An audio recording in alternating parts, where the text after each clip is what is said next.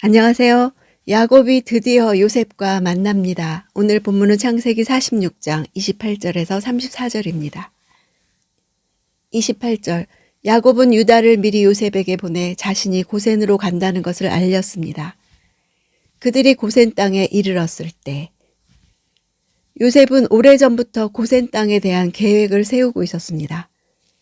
고센은 나일강 하류 삼각주 지방에 있습니다. 이 지역에는 라암세스와 비돔이 있었고 이곳에서 히브리인들은 출애굽할 때까지 정착했습니다.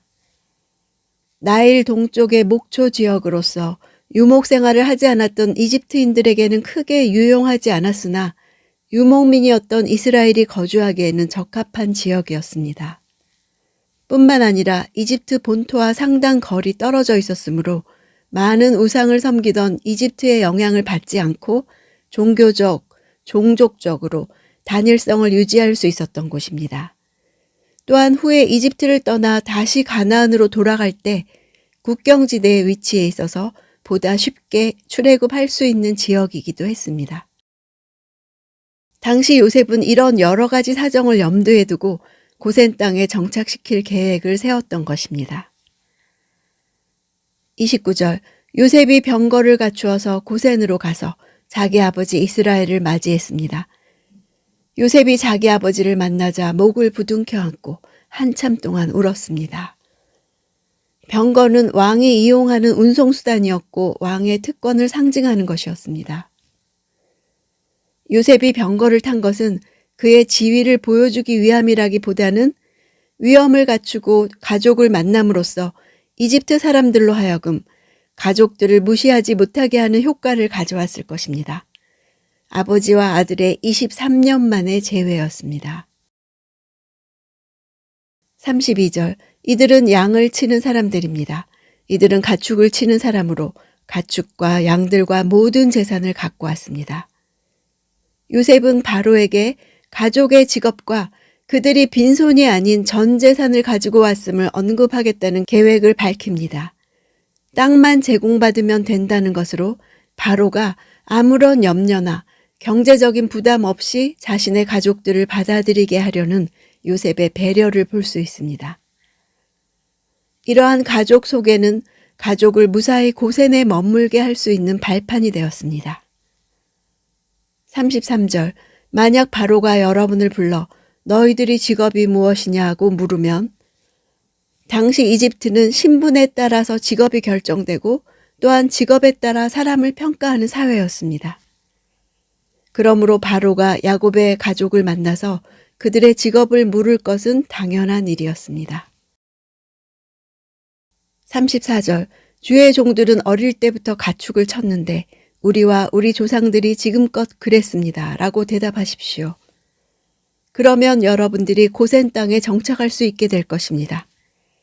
이집트 사람들은 양치는 사람들을 싫어하기 때문입니다. 요셉이 일러준 대답은 목축업을 대대로 물려받은 가업으로 소개하라는 것입니다.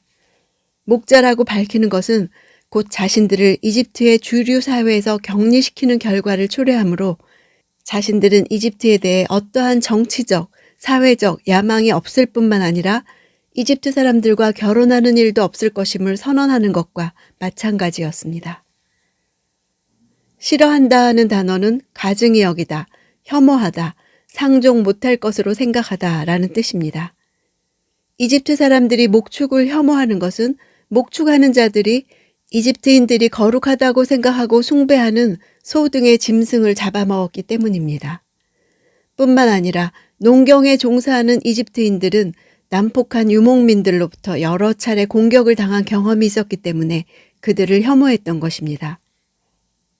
그들은 목축하는 사람들과 혼인을 피했을 뿐 아니라 그들이 신전에 참배하는 것도 금했습니다.